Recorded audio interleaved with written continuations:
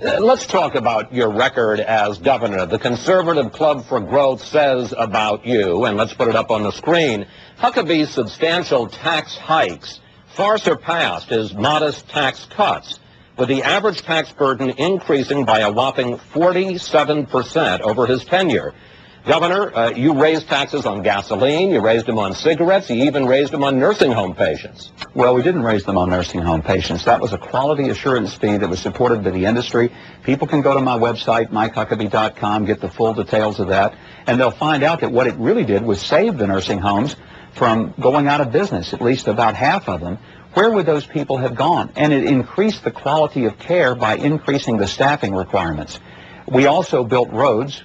That was a good thing. That put $1 billion into our economy. We had the worst road system in the country, according to Truckers Magazine. 5 years later, I was proud to be the governor of what was called the most improved road system in the country. A lot of people wish they were working on their infrastructure, including their bridges these days, after we've seen them collapse. I didn't wait till something completely fell apart. We addressed it. The people of our state voted 80% to pay for those bonds that covered that road program. So I think I did pretty well. Now, here's what the Club for Growth won't tell you. And by the way, their tactics got to be some of the most despicable in politics today. It's why I love to call them the Club for Greed, because they won't tell you who gave their money. They just like to take money from anonymous donors, fire shots at folks without any accountability. I balanced the budget every single year of my 10 years and a half as governor. I saw tax cuts almost 94 times in my state, including signing the first ever broad-based tax cut in 160 years, and did it against the headwinds of a party that was in 90% control of the legislature at the time I became governor. I think my record's an incredibly good one, and if you look at our spending, we did a lot of things to curb it, including merging some state agencies. My first day in office, I appointed what's called a Murphy Commission to look at every agency of state government and make recommendations from a business panel of how we could make government more efficient. Governor, you say that you balanced the budget, but your critics question how you chose to balance the budget. They have put up on the Internet, as you know, a speech that you made to the Arkansas legislature back in May of 2003, in which you sure seem to be considering raising almost every kind of tax. Let's watch. Well, let's watch it, sir. Suggested a surcharge on the income tax. That's acceptable. I'm fine with that. Others had suggested perhaps a sales tax. That's fine. And after that speech, the legislature did, in fact, raise taxes on tobacco products and imposed a 3% income tax surcharge.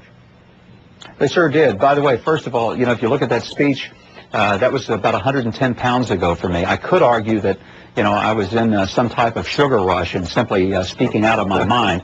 But the truth is, what they did, they took a 1-minute clip out of about a 20-minute speech. And if you listen to the entire context, what you find is that we were dealing at that point with a real crisis. We had come to an impasse in our previous regular session. This was a special session. We were a few days away from having no budget and shutting state government down.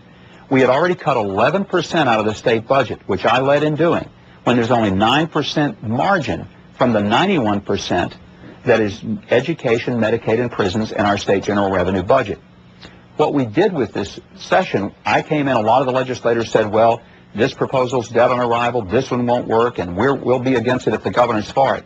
Keep in mind the context. I'm in a very Democrat-led state in the legislature. They were doing everything they can to see this thing not go anywhere. So I went in and I said, okay, you guys say some things aren't on the table, some things are. Let's look at all the options that have been discussed. What I said was, we've got to steer this canoe through the low water. Whatever it takes to do it, we've got to come up with a budget to save this state from going into complete shutdown, and that's unacceptable to all of us. But Governor, you know you're going to have financial problems as president here in Washington. Wouldn't you, under that same reasoning, you have to consider raising taxes as president? Well, what you do is you first deal with the spending issue, which I did in my state.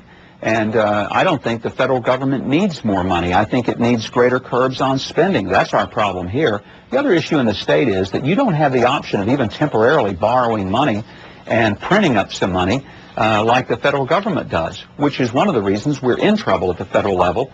Two things the federal government has done. It's borrowed against our grandchildren's future, ridiculously.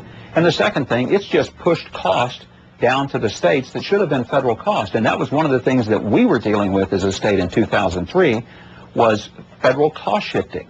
So I think I managed this state quite well. If you look at how we've reformed education, health care, transportation, we did extraordinary things in conservation and environmental protection. It's a good record, lowest unemployment rates. You know, if my economic record was so bad, how come at the end of it we had $1 billion in surplus, the lowest unemployment rates that had been sustained for ever in history, and we also had been able to move half the people that had been on welfare into jobs? It's a record that historians are going to be very kind with, even if the Club for Growth isn't.